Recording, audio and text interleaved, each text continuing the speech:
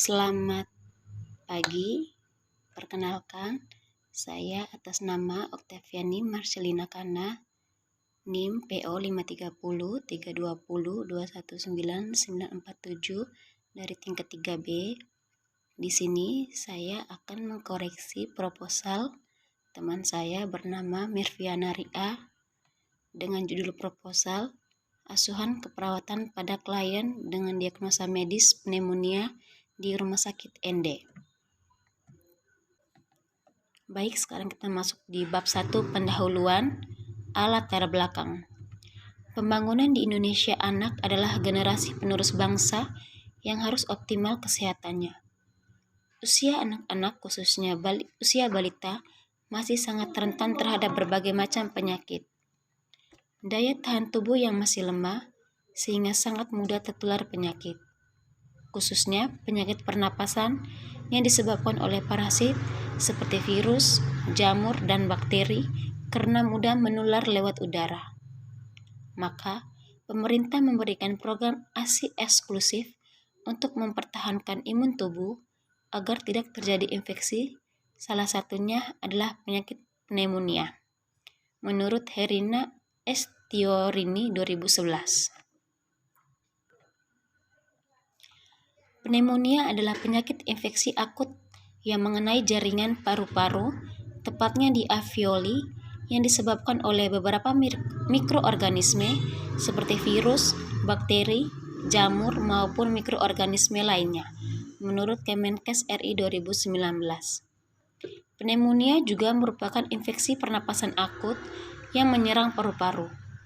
Paru-paru terdiri dari kantung-kantung kecil yang disebut alveoli yang terisi udara ketika orang sehat bernapas, menurut WHO 2019.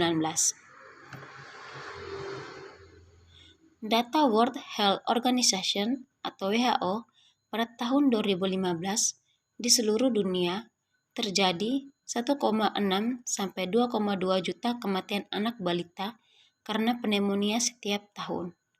Sebagian besar terjadi di negara berkembang. 70% terdapat di Afrika dan di Asia Tenggara. Sedangkan di negara maju, pada tahun 2015 terdapat 4 juta kasus. Sehingga total di seluruh dunia ada 156 juta kasus pneumonia pada anak balita setiap tahunnya. Terdapat 15 negara dengan prediksi kasus baru dan insiden pneumonia anak balita paling tinggi, mencakup 74% atau 115,3 juta dari 156 juta kasus di seluruh dunia. Lebih dari setengahnya terkonsentrasi di 6 negara, mencakup 44% populasi balita di dunia. Keenam negara tersebut adalah India 43 juta, Cina 21 juta, Pakistan 10 juta, dan Bangladesh, Indonesia, serta Nigeria masing-masing 6 juta kasus per tahun. Berdasarkan hasil riset kesehatan dasar atau Riskesdas 2018, pneumonia masih menjadi penyebab tertinggi kematian pada bayi di bawah usia 5 tahun maupun bayi baru lahir. Pada tahun 2013, prevalensi pneumonia adalah 1,6% dan pada tahun 2018 naik 2% dari populasi balita yang ada di Indonesia. Provinsi Nusa Tenggara Timur, prevalensi pneumonia pada anak balita tahun 2018 adalah 1,62%. Prevalensi pneumonia yang relatif tinggi terdapat di 3 kabupaten, yaitu Timur Tengah Selatan 448 orang atau 9,28%, Sumba Barat Daya 366 orang atau 7,58%, dan Kabupaten Kupang 345 orang atau 7,15%, dan prevalensi pneumonia di Kabupaten ND tercatat ada 210 kasus pneumonia atau 4,35%. Menurut Riskesdas 2018, berdasarkan hasil laporan Rumah Sakit Umum Daerah ND, ruangan perawatan anak dari bulan Januari sampai Desember 2021, tercatat kasus pneumonia sebanyak 33 orang atau 13,8%, di antaranya laki-laki 20 orang dan perempuan 13 orang. Buku Register Ruangan Perawatan Anak 2021. Upaya yang dilakukan pemerintah terhadap penyakit pneumonia yaitu penemuan kasus pneumonia dilakukan secara aktif dan pasif. Peningkatan mutu pelayanan melalui ketersediaan tenaga terlatih dan logistik. Peningkatan peran serta masyarakat dalam rangka deteksi dini pneumonia balita dan pencarian pengobatan ke fasilitas pelayanan kesehatan dan pelaksanaan autopsi verbal balita di masyarakat. Kemenkes RI 2017. Upaya yang dilakukan pada penderita dengan masalah pneumonia terdiri dari tindakan mandiri perawat seperti menjaga kelancaran jalan napas klien melalui tindakan suction atau hisap sekret, mengontrol suhu tubuh klien karena pada penderita pneumonia, gejala yang sering timbul berupa peningkatan suhu tubuh yang signifikan sebagai manifestasi klinis proses infeksi dalam tubuh klien. Selain itu, pendidikan kesehatan dianggap sangat penting dalam meningkatkan pengetahuan klien tentang masalah yang dihadapinya yang berdampak pada peningkatan kooperatif klien terhadap petugas kesehatan. Dea Julia 2019. Berdasarkan uraian pada latar belakang di atas, maka peneliti tertarik untuk menuliskan acuan keperawatan yang berjudul Acuan Keperawatan pada Anak dengan Pneumonia. B. Rumusan masalah. Adapun rumusan masalah yang terdapat dalam penulisan proposal karya tulis ilmiah ini adalah bagaimana penerapan acuan keperawatan pada pasien dengan diagnosa medis pneumonia. C. Tujuan umum untuk mengetahui acuan keperawatan pada anak dengan pneumonia. 2. Tujuan khusus. A. Mampu melakukan pengkajian keperawatan pada anak dengan masalah pneumonia di ruangan perawatan anak Rumah Sakit Umum ND. B. Mampu menentukan diagnosa keperawatan pada anak dengan masalah pneumonia di ruangan perawatan anak Rumah Sakit Umum ND. C. Mampu menentukan intervensi pada anak dengan masalah pneumonia di ruangan perawatan anak Rumah Sakit Umum ND. D. Mampu melakukan implementasi keperawatan pada anak dengan masalah pneumonia di ruangan perawatan anak Rumah Sakit Umum ND. E. Mampu melakukan evaluasi keperawatan pada anak dengan masalah pneumonia di ruangan perawatan anak Rumah Sakit Umum ND. F. Mampu menganalisis kasus pada anak dengan masalah utama pneumonia di ruangan perawatan anak Rumah Sakit Umum ND. D. Manfaat. 1. Bagi mahasiswa. Untuk menambah pengetahuan dan pemahaman dalam mengidentifikasi dan mengetahui acuan keperawatan kepada pasien dengan masalah pneumonia. 2. Bagi institusi pendidikan. Dengan adanya studi kasus ini, Poltekkes Kemenkes Kupang, jurusan keperawatan ND, dapat mengevaluasi kemampuan penulis dalam memahami acuan keperawatan kepada pasien dengan masalah pneumonia. 3. Bagi masyarakat. Bermanfaat untuk menambah wawasan tentang acuan keperawatan pada pasien dengan masalah pneumonia. Baik, sekarang kita masuk ke bab 2, tinjauan pustaka. A. Konsep dasar teori. 1. Pengertian. Pneumonia adalah infeksi akut yang mengenai jaringan paru-paru atau alveoli yang dapat disebabkan oleh berbagai mikroorganisme seperti virus, jamur, dan bakteri. Kemenkes 2016. Pneumonia adalah suatu radang paru yang disebabkan oleh bermacam-macam etiologi seperti bakteri, virus, jamur, dan benda asing. Nagistiah 2015. Kedua, patologi anatomi. Patologi anatomi dari penyakit pneumonia adalah jaringan paru-paru di bagian alveoli. 3. Anatomi fisiologi. A. Anatomi paru-paru. Paru adalah organ pernapasan utama yang terletak di rongga dada. Memiliki dua bagian utama, paru kanan dan paru kiri, yang dipisahkan oleh mediastinum di antara kedua paru-paru. Di dalam mediastinum terdapat bangunan-bangunan penting seperti pembuluh darah besar dan jantung. Paru dilapisi oleh pleura yang terdiri dari pleura visceral yang menempel langsung pada paru dan pleura parental yang menempel pada dinding dada. Di antara kedua pleura terdapat cavum pleura.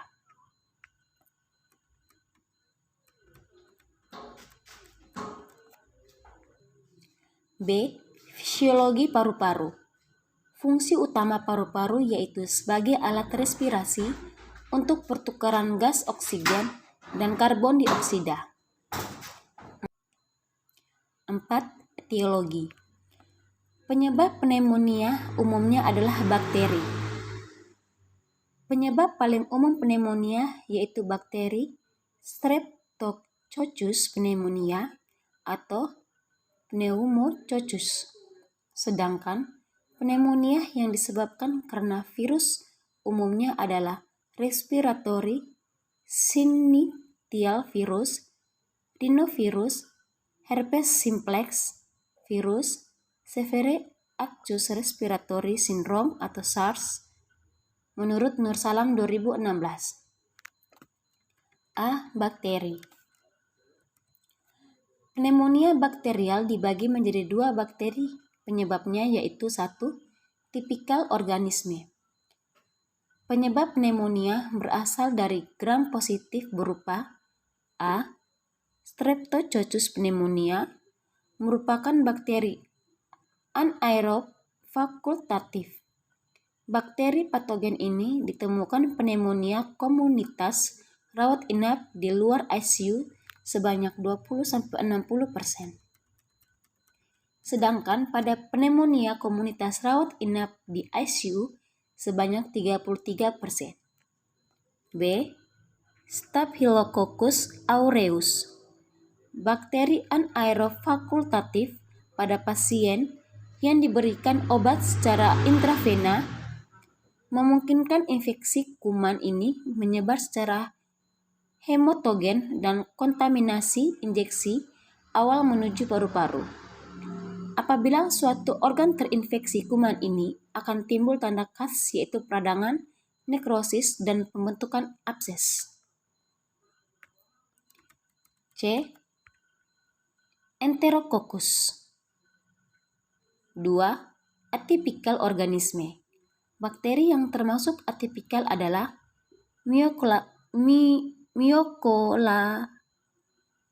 Mycoplasma sp, Chlamydia sp, Legionella sp. B. Virus. Disebabkan oleh virus influenza yang menyebar melalui droplet. Biasanya menyerang pada pasien dengan imunodefisiensi. Diduga virus penyebab adalah cytomegalovirus, herpes simplex virus, varicella zoster virus. C. Fungi. Infeksi pneumonia akibat jamur biasanya disebabkan oleh jamur oportunistik, di mana spora jamur masuk ke dalam tubuh saat menghirup udara. Organisme yang menyerang adalah Candida sp, Aspergillus sp, Cryptococcus neoformans. D. Lingkungan. Faktor lingkungan termasuk faktor yang sangat mempengaruhi untuk terjadinya pneumonia. Salah satunya yaitu pencemaran udara. Pencemaran udara dalam rumah dipengaruhi oleh beberapa faktor, antara lain bahan bangunan, misalnya abses, struktur bangunan, misalnya ventilasi, bahan pelapis untuk furnitur serta interior, pada pelarut organiknya, kepadatan hunian, kualitas udara luar rumah, ambient air quality, debu, dan kelembapan yang berlebihan. Selain itu, kualitas udara juga dipengaruhi oleh kegiatan dalam rumah, seperti dalam perilaku merokok dalam rumah, penggunaan pestisida, penggunaan bahan kimia, pembersih, dan kosmetika. 5. Patofisiologi. Mikroorganisme mencapai paru melalui beberapa jalur, yaitu ketika individu yang terinfeksi batuk, bersin atau berbicara, mikroorganisme dilepaskan ke dalam udara dan terhirup oleh lain. Mikroorganisme dapat juga terinspirasi dengan merosot dari peralatan terapi pernapasan yang terkontaminasi. Pada individu yang sakit atau hygiene giginya buruk, flora normal orofaring dapat menjadi patogenik. Staphylococcus dan bakteri garam negatif dapat menyebar melalui sirkulasi dan infeksi sistemik, sepsis atau jarum obat IV yang terkontaminasi. Pada individu yang sehat, patogen yang mencapai paru dikeluarkan atau tertahan dalam pipi melalui mekanisme pertahanan diri, seperti refleks batuk, clearance, mukosiliaris, dan fagositosis oleh makrofag alveolar. Pada individu yang rentan, patogen yang masuk ke dalam tubuh memperbanyak diri, melepaskan toksin yang bersifat merusak dan menstimulasi respon inflamasi dan respon imun, yang keduanya mempunyai efek samping merusak. Reaksi antigen antibodi dan endotoksin yang melepaskan oleh beberapa mikroorganisme merusak membran mukosa bronkial dan membran alveolokapiler, inflamasi dan edema menyebabkan sel-sel acini dan bronchioventilasi perfusi, menurut Asi dan Effendi 2014.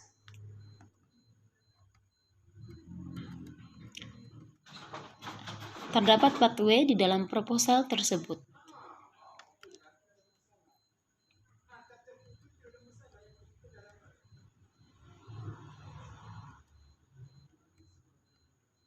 Sekarang nomor 6, manifestasi klinis. Menurut Amin dan Hardy 2015, tanda dan gejala pneumonia adalah sebagai berikut: demam, berkeringat, gemetar, menggigil, takipnu, dispnu, pernapasan dangkal, bunyi napas menurun, kelemahan, kelelahan, letargi, penurunan toleransi terhadap aktivitas, takikardia, kehilangan nafsu makan, mual atau muntah, distensi abdomen, hiperaktif bunyi usus, kulit kurang dengan turgo buru, pucat atau sianosis pada bibir dan kuku. 7. Pemeriksaan fisik. Menurut Rifadi dan Sukarni 2019 antara lain: A. Keadaan umum lemah. B. Kesadaran, ada kesadaran normal, stupor, koma, apatis, tergantung tingkat penyebaran penyakit.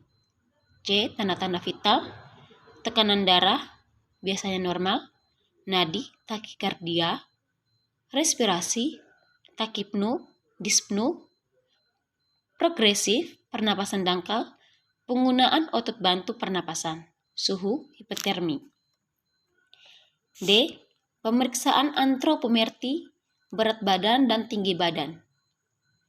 Kecenderungan berat badan anak mengalami penurunan. E. Integumen kulit, warna pucat sampai sianosis, turgo kulit menurun. F. Kepala, perhatikan bentuk dan kesimetrisan. Periksa hygiene kulit kepala, ada tidaknya lesi, kehilangan rambut, perubahan warna. G. Mata, Konjungtiva bisa anemis. H. Hidung. Jika sesak, akan terdengar napas cuping hidung. I. Leher. Inspeksi, tidak ada lesi. Palpasi, tidak ada pembesaran vena jugularis dan tidak ada pembesaran kelenjar tiroid. Tidak ada nyeri tekan. J. Paru. Inspeksi, pengembangan paru berat dan tidak simetris. Ada penggunaan otot bantu napas. Palpasi, adanya nyeri tekan. Peningkatan vokal fromitus pada daerah yang terkena. Perkusi, pekak, terjadi bisa terisi cairan pada paru. Normalnya timpani. Auskultasi, suara bronkofaskuler atau bronkial pada daerah yang terkena atau terdengar suara napas tambahan bronki. K. Jantung. Jika tidak ada kelainan, maka tidak ada gangguan. I. Abdomen. Inspeksi, simetris, tidak terdapat jejas. Auskultasi, bising usus normal. Palpasi, tidak ada massa, tidak ada nyeri tekan. Perkusi, bunyi timpani. M. Ekstremitas, sinusis, turgo berkurang jika dehidrasi, kelemahan. Nomor 8. Pemeriksaan diagnostik. Menurut Dungus 1999, pemeriksaan diagnostik antara lain 1. Sinar X mengidentifikasi distribusi struktural, misalnya lobar atau bronkial.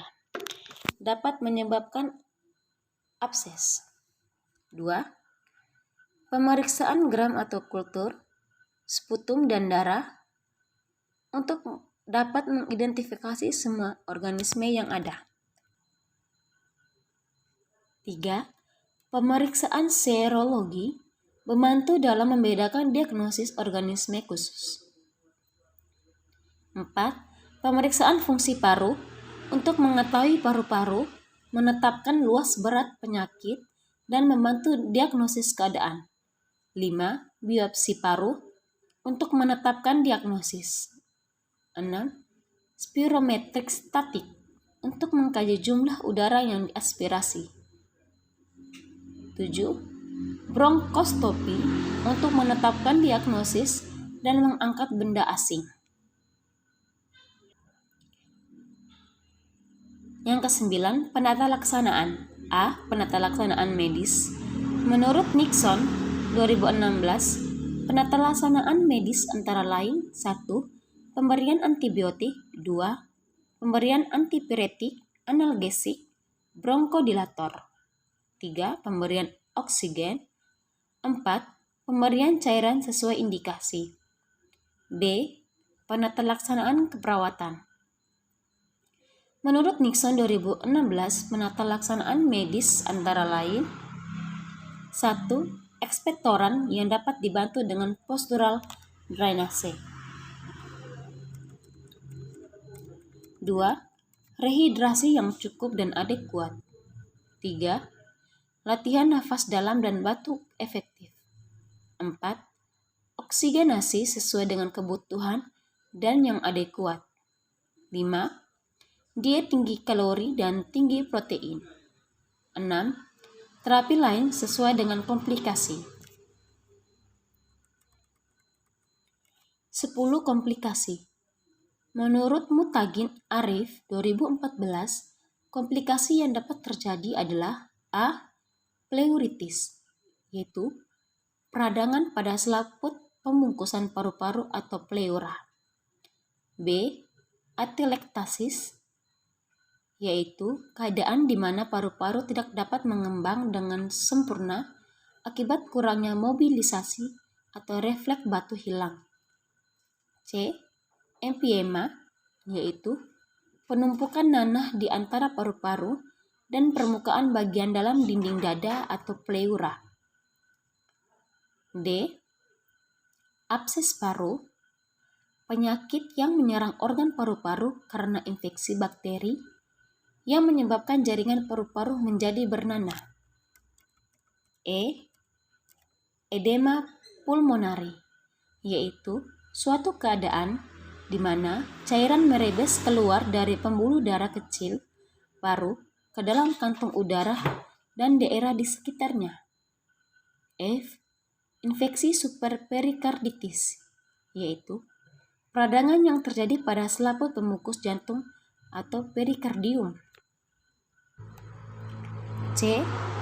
Konsep dasar asuhan keperawatan. 1. Pengkajian.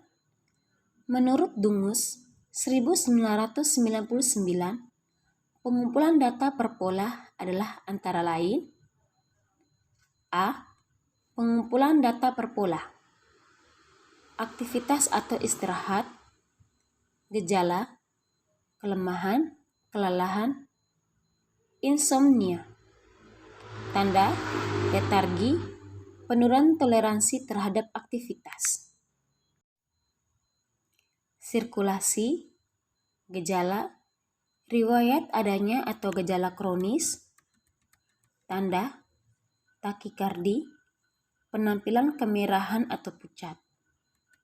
Makanan dan cairan, gejala, kehilangan nafsu makan, mual atau muntah. Tanda, distensi abdomen, hiperaktif bunyi usus, kulit kering dengan turgor buruk, penampilan kakeksia atau malnutrisi.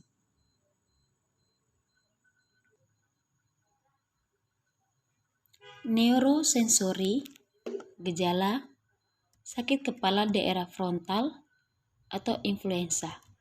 Tanda, perubahan mental seperti bingung atau somnolen. Pernapasan, gejala, takipnu atau sesak napas, dispnu. Tanda, sputum merah muda, berkarat, perkusi pekak di atas area yang konsolidasi, bunyi napas menurun, pucat atau sianosis pada bibir dan kuku. Keamanan, gejala, riwayat gangguan imun, demam. Tanda, berkeringat, menggigil berulang, gemetar, kemerahan memungkin ada pada kasus rubella atau varicella.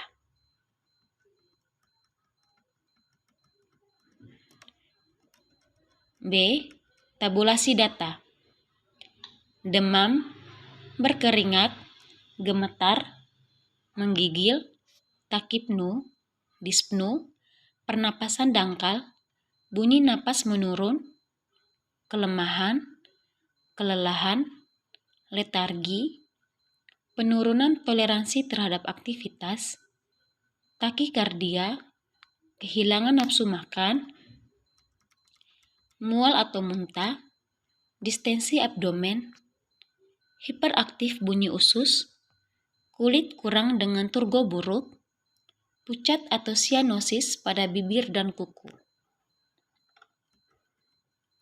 C. Klasifikasi data. DS, dispnu, menggigil, kehilangan nafsu makan, mual atau muntah, kelemahan, kelelahan, letargi, berkeringat, gemetar, penurunan toleransi terhadap aktivitas. DO, demam, pernapasan dangkal, bunyi napas menurun, takikardia, pucat atau sianosis pada bibir dan kuku. D. Analisa data. Nomor, sign simptom, etiologi, problem. 1. DS, sesak napas. DO, bunyi napas tidak normal, frekuensi napas berubah, tidak mampu batuk. Etiologinya, peningkatan produksi sputum. Problem, bersihan jalan napas tidak efektif. 2. DS, sesak napas. DO, takikardia, sianosis, napas cuping hidung. Etiologi, perubahan membran alveolar kapiler. Problem, gangguan pertukaran gas. 3. DS, dyspnea, DO, pernapasan cuping hidung. Etiologi, penurunan ekspansi paru. Problem, ketidakefektifan pola napas. 4. DS, menggigil, DO, demam. Etiologi, proses penyakit. Problem, hipertermia. 4. DS, sesak napas, mengeluh lelah. DO, takikardi, sianosis.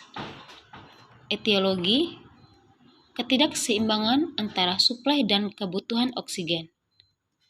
Problem, intoleransi aktivitas. Prioritas masalah. 1. Bersihan jalan napas tidak efektif. 2. Ketidakefektifan pola napas. 3. Gangguan pertukaran gas. 4. Hipertermia. 5. Intoleransi aktivitas.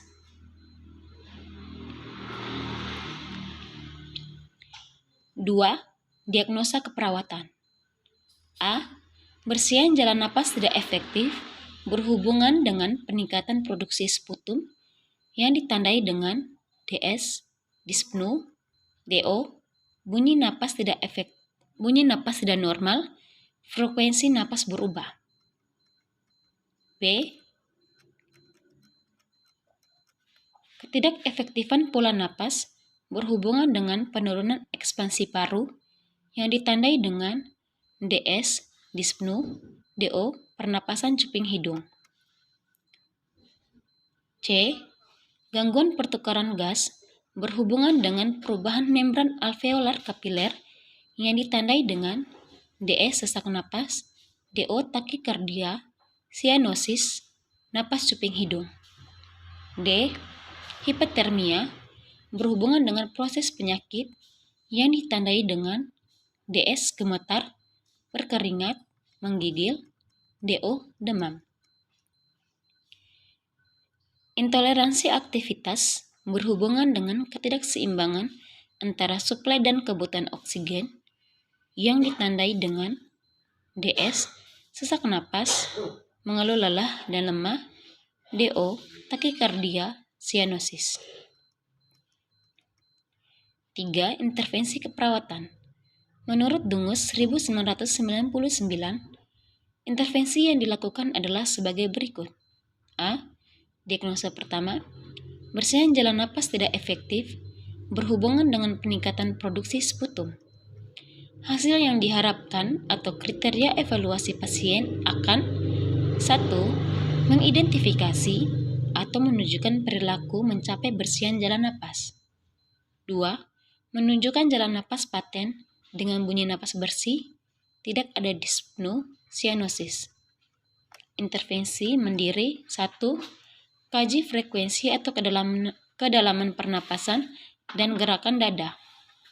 Rasional, tachypnea, pernapasan dangkal, dan gerakan dinding dada tidak simetris sering terjadi karena ketidaknyamanan gerakan dinding dada dan atau cairan paru. 2. Auskultasi area paru. Catat area penurunan atau tidak ada aliran udara dan bunyi napas adventitious, misalnya kreles, mengi. Rasional, penurunan aliran udara terjadi pada area konsolidasi dengan cairan. Bunyi napas bronkial dapat juga terjadi pada area konsolidasi. Kreles, rongki, dan mengi terdengar pada inspirasi dan atau ekspirasi pada respon terhadap pengumpulan cairan, sekret kental dan spasme jalan napas atau obstruksi. 3. Bantu pasien latihan napas. Tunjukkan atau bantu pasien mempelajari melakukan batuk. Rasional, napas dalam memudahkan ekspansi maksimum paru-paru atau jalan napas lebih kecil. Batuk adalah mekanisme pembersihan jalan napas alami, membantu silia untuk mempertahankan jalan napas tetap paten. 4. Pengisapan lendir sesuai indikasi. Merangsang batuk atau pembersihan jalan napas secara mekanik pada pasien yang tidak mampu melakukan karena batuk efektif atau penurunan tingkat kesadaran. 5. Berikan cairan yang hangat sedikitnya 2.500 ml per hari. Rasional, cairan, khususnya yang hangat, memobilisasi dan mengeluarkan sekret. Kolaborasi, berikan obat sesuai indikasi, mukolitik, ekspektoran, bronkodilator, analgesik. Rasional, alat untuk menurunkan spasme bronkus dengan mobilisasi sekret. Analgesik diberikan untuk memperbaiki batuk dengan ketidaknyamanan, tetapi harus digunakan secara hati-hati karena dapat menurunkan upaya batuk atau menekan pernapasan. Berikan cairan tambahan misalnya intravena, oksigen humidifikasi, dan ruangan humidifikasi.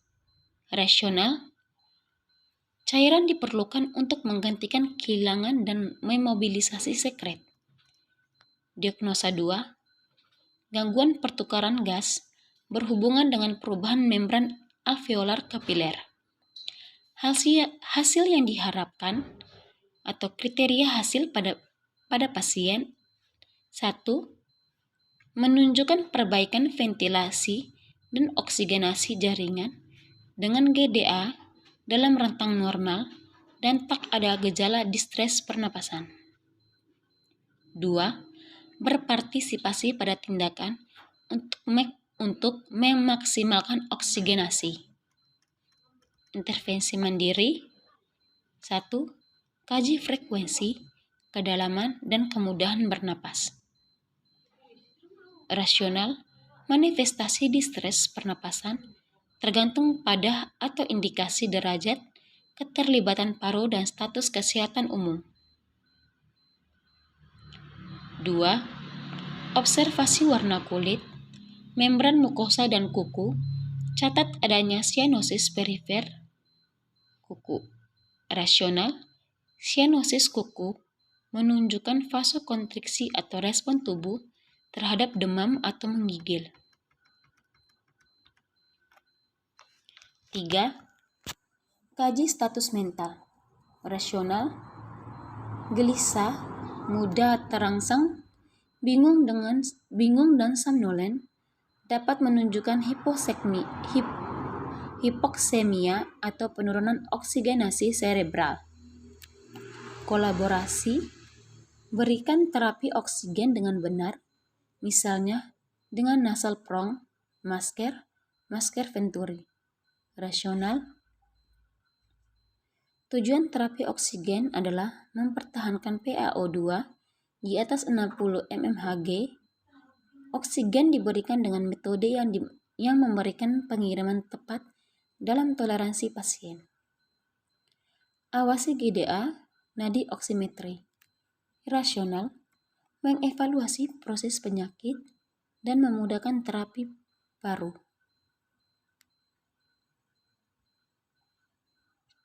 Diagnosa 3. Pola pernapasan tidak efektif berhubungan dengan penurunan ekspansi paru atau akumulasi udara atau cairan.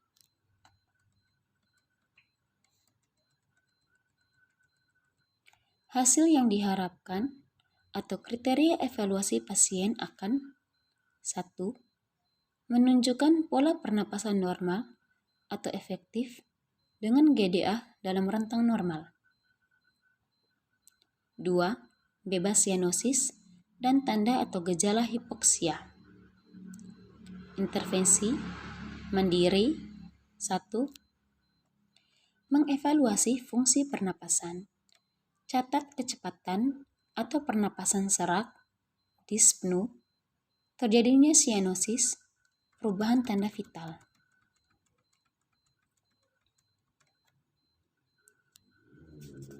Rasional, distres pernapasan, dan perubahan pada tanda vital dapat terjadi sebagai akibat stres fisiologi dan nyeri atau dapat menunjukkan terjadinya shock sehubungan dengan hipoksia atau perdarahan. 2. Auskultasi suara napas. Perhatikan daerah hipoventilasi dan adanya suara-suara tambahan yang tidak normal, seperti krekles, rongki, mengi. Rasional. Untuk mengidentifikasi adanya masalah paru seperti atelektasis, kongesti, atau obstruksi jalan napas yang membahayakan infeksi paru. 3. Kaji fremitus. Rasional, suara dan taktil fremitus, vibrasi, menurun pada jaringan yang terisi cairan atau konsolidasi. 4. Anjurkan pasien untuk melakukan napas dalam yang efektif jika pasien sadar. Rasional, mencegah atau menurunkan atelektasis. 5. Pantau penggunaan dari obat-obat depresan pernapasan seperti sedatif. Rasional, dapat meningkatkan gangguan atau komplikasi pernapasan. Kolaborasi, pantau atau gambarkan analisa gas darah, tekanan oksimetri. Rasional, mengkaji status perubahan gas dan ventilasi, perlu untuk kelanjutan atau gangguan dalam terapi. 7. Berikan oksigen tambahan sesuai indikasi. Rasional, alat dalam menurunkan kerja napas, meningkatkan penghilangan distres respirasi, dan sianosis sehubungan dengan hipoksekmia. D. Diagnosa 4. Intoleransi aktivitas berhubungan dengan ketidakseimbangan antara suplai dan kebutuhan oksigen. Hasil yang diharapkan atau kriteria evaluasi pasien akan 1.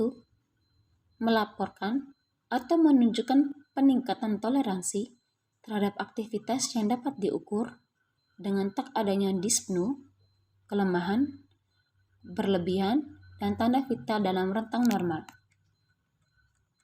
Intervensi mandiri 1. Evaluasi respon pasien terhadap aktivitas.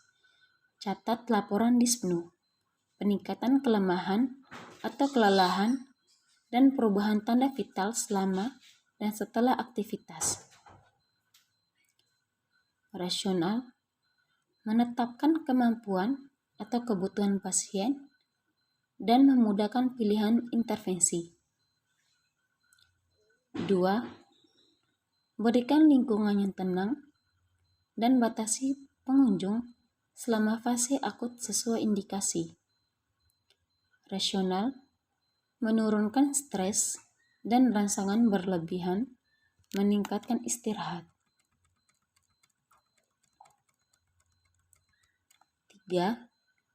Bantu pasien memilih posisi nyaman untuk istirahat atau tidur. Rasional, pasien mungkin nyaman dengan kepala tidur, kepala tinggi, tidur di kursi, atau menunduk ke depan meja atau bantal. 4. Bantu aktivitas perawatan diri yang diperlukan, berikan kemajuan peningkatan aktivitas selama fase penyembuhan. Rasional, meminimalkan kelelahan dan membantu keseimbangan suplai dan kebutuhan oksigen. E. Hipertermia berhubungan dengan proses penyakit. Tujuan: setelah dilakukan asuhan keperawatan, diharapkan masalah hipertermi dapat teratasi dengan kriteria hasil: 1. Tidak demam. 2. Suhu tubuh dalam batas normal 36,5 derajat sampai 37 derajat Celcius. Intervensi manajemen hipertermi. 1. Monitor suhu tubuh. Rasional, untuk mengetahui keadaan umum klien dan peningkatan suhu tubuh. 2. Monitor kadar elektrolit. Rasional, untuk mendeteksi secara dini kekurangan cairan serta mengetahui keseimbangan cairan elektrolit dalam tubuh. Terapeutik. 1. Sediakan lingkungan yang dingin. Rasional, memudahkan dalam proses penguapan. 2. Berikan cairan oral. Rasional, dalam kondisi demam, terjadi peningkatan evaporasi yang memicu timbulnya dehidrasi. 3. Longgarkan atau lepaskan pakaian. Rasional, memudahkan dalam proses vasodilatasi. 4. Lakukan pendinginan eksternal, misalnya kompres dingin pada dahi, aksila, lipatan paha. Rasional, vasodilatasi sehingga terjadi penguapan lebih cepat. Edukasi. 1. Anjurkan tiara baring. Rasional, mempercepat proses penyembuhan. Kolaborasi. 1. Kolaborasi pemberian cairan dan elektrolit intravena jika perlu. Rasional, pemberian cairan sangat penting bagi klien dengan suhu yang tinggi sehingga bisa mengganti cairan yang hilang.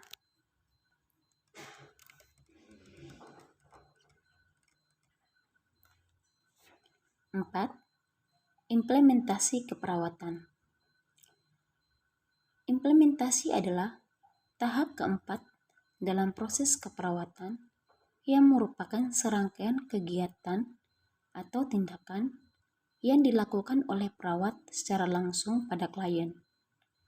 Tindakan keperawatan dilakukan dengan mengacu pada rencana tindakan atau intervensi keperawatan yang telah ditetapkan atau dibuat.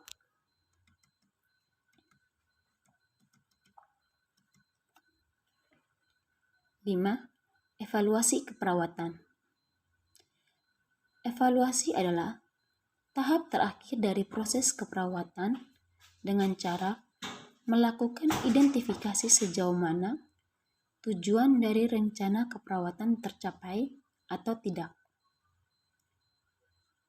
Evaluasi keperawatan dilakukan untuk menilai apakah masalah keperawatan telah teratasi atau tidak teratasi dengan mengacu pada kriteria evaluasi. Sekarang bab 3, metode studi kasus. A. Rancangan atau desain studi kasus. Karya tulis ini menggambarkan jenis penelitian deskriptif dalam bentuk karya tulis ilmiah. Metode penelitian deskriptif merupakan suatu metode yang memiliki tujuan dengan memberikan gambaran situasi atau fenomena secara jelas dan rinci tentang apa yang terjadi. Menurut Arianti Yati 2020.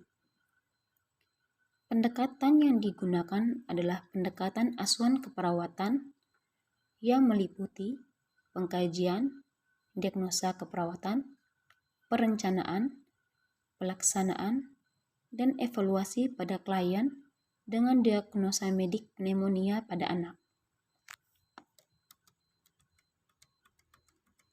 B. Subjek studi kasus. Subjek studi kasus yang digunakan pada studi kasus asuhan keperawatan ini adalah individu dengan kasus yang telah diteliti secara rinci dan mendalam. Adapun subjek studi kasus yang diteliti berjumlah satu kasus dengan masalah keperawatan yang komprehensif dan holistik pada klien dengan diagnosa medik pneumonia pada anak. C. Batasan istilah atau definisi operasional. Nomor pernyataan definisi operasional. 1.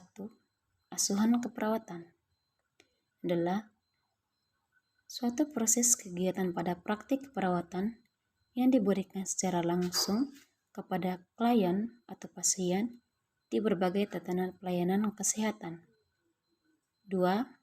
Pneumonia merupakan salah satu penyakit yang menyerang jaringan paru-paru yang disebabkan oleh bakteri, virus, dan jamur. D. Lokasi dan waktu studi kasus. Karya tulis ilmiah dilakukan di Rumah Sakit Umum Daerah Ende di ruangan perawatan anak.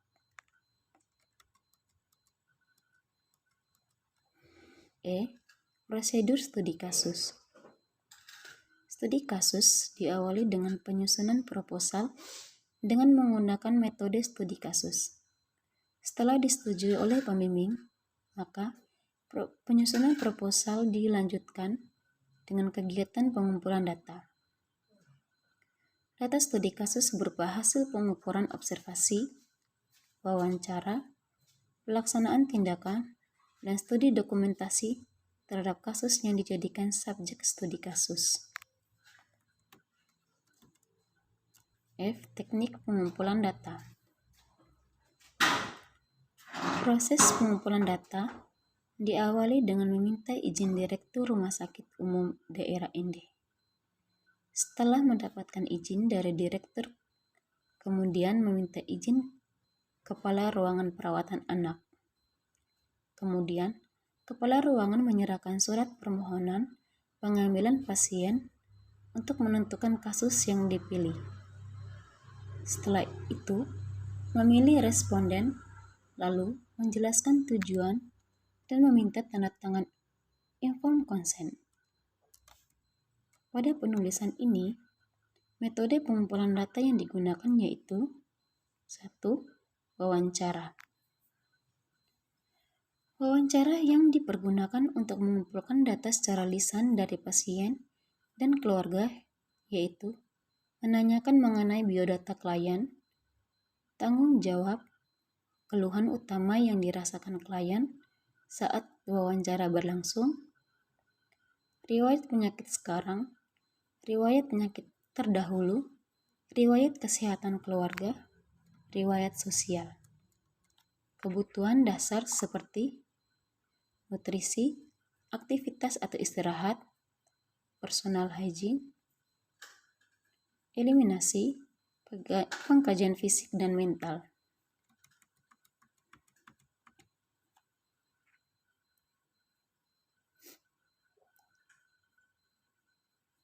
Dua, observasi dan pemeriksaan fisik. Observasi pada pasien bertujuan untuk mendapatkan data yang dibutuhkan oleh peneliti dalam mendukung penulisan tugas akhir. Observasi dilakukan dengan cara pemeriksaan fisik kepada pasien dengan prinsip head to toe, dan hal ini dilakukan dengan menggunakan pendekatan IPPA, yaitu inspeksi, palpasi, perkusi, dan auskultasi dengan menggunakan instrumen seperti stetoskop, tensimeter, dan termometer. 3. Studi dokumentasi. Studi dokumentasi dilakukan dengan mendapatkan data-data laporan dan informasi dari tenaga kesehatan Rumah Sakit Umum Daerah Ende.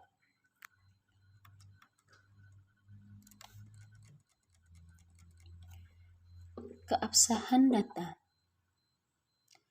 Keabsahan data merupakan standar kebenaran suatu data berupa data yang valid dan aktual. Pada studi kasus ini, data diperoleh dari 1. Data primer. Sumber data yang dikumpulkan dari klien yang dapat memberikan informasi yang lengkap tentang masalah kesehatan dan keperawatan yang dihadapinya, meliputi biodata klien, biodata penanggung jawab, Keluhan utama yang dirasakan klien saat wawancara berlangsung. Riwayat penyakit sekarang, riwayat kesehatan terdahulu, riwayat kesehatan keluarga, riwayat sosial, kebutuhan dasar seperti nutrisi, aktivitas atau istirahat, personal hygiene, eliminasi, pengkajian fisik dan mental. 2. Data sekunder. Sumber data yang dikumpulkan dari orang terdekat klien atau keluarga, yaitu istri dan keluarga yang mengerti dan dekat dengan klien, meliputi riwayat penyakit keluarga, peran keluarga dalam perawatan pasien di rumah, dan dilaporkan ke petugas kesehatan. Analisa data.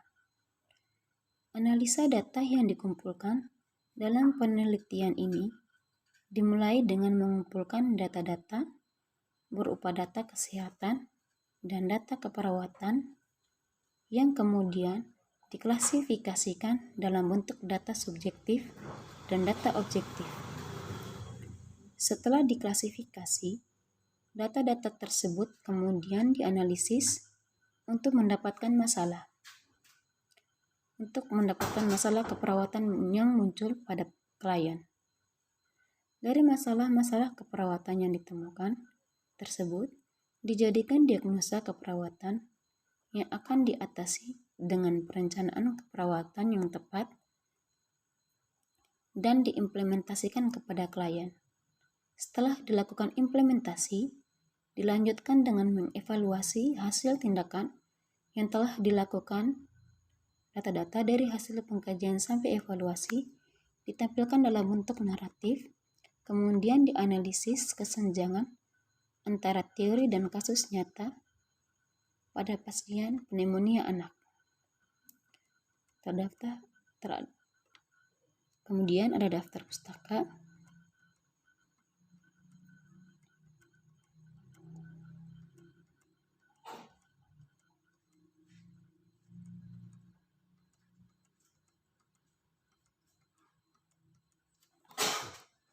Baik, terima kasih.